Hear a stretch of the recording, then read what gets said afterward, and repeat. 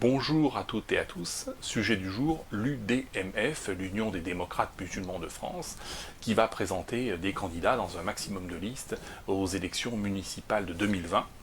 Les valeurs de ce mouvement, c'est la défense de la République, ce sont les enfants de la République, ce sont les chances pour la France, et la République c'est liberté, égalité, fraternité, le drapeau bleu, blanc, rouge, Marianne, naturellement tout cela doit être compatible avec la charia.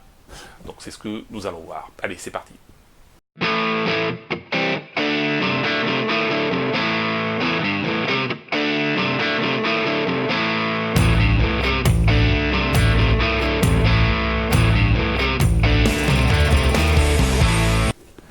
Alors, l'UDMF a présenté des candidats aux élections, la liste aux élections européennes, n'a pas pu imprimer des bulletins de vote, donc c'était les électeurs à imprimer chez eux des bulletins de vote et venir au bureau de vote avec leurs bulletins, donc ça n'a pas favorisé forcément de bons résultats, mais il y a quand même eu de très bons résultats malgré cet inconvénient et malgré le peu de couverture médiatique et le très grand nombre de listes qu'il y a eu aux élections européennes. Ils ont fait très très bons scores, je vous donne quelques exemples. Il ne s'agit pas de résultats par bureau mais par commune. Vous avez à la Courneuve, ils ont fait 6,39%,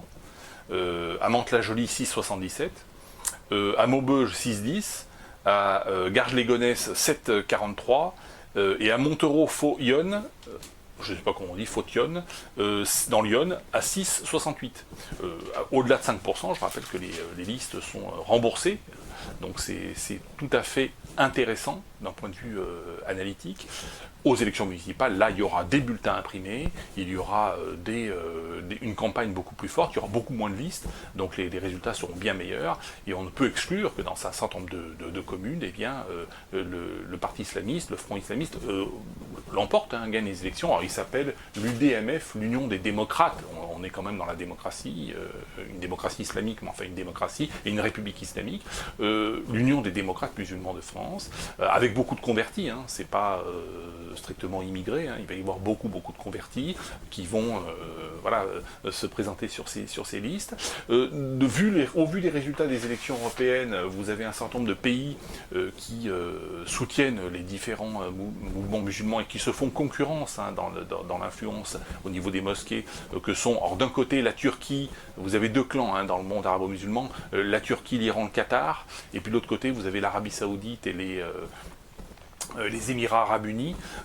qui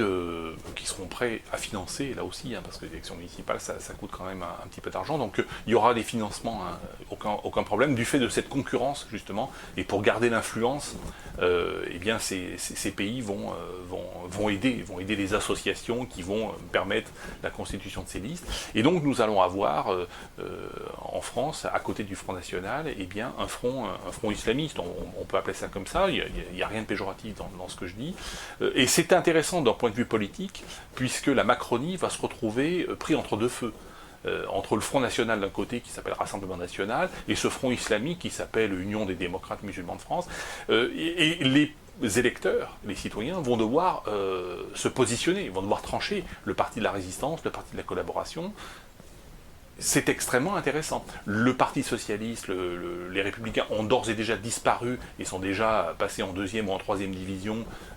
sur l'échiquier politique français. Aujourd'hui, il ne reste plus que La République En Marche, qui n'est pas un parti politique, qui n'est qu'un ramassis de partisans de Macron. Mais ce ramassis, et donc cette petite et moyenne bourgeoisie, va être confrontée, va avoir le nez dans le caca. Donc là, maintenant, elle va devoir trancher, elle va devoir choisir. Voilà ce qu'on pourrait dire sur ce sujet. Merci à toutes et à tous et je vous dis à bientôt.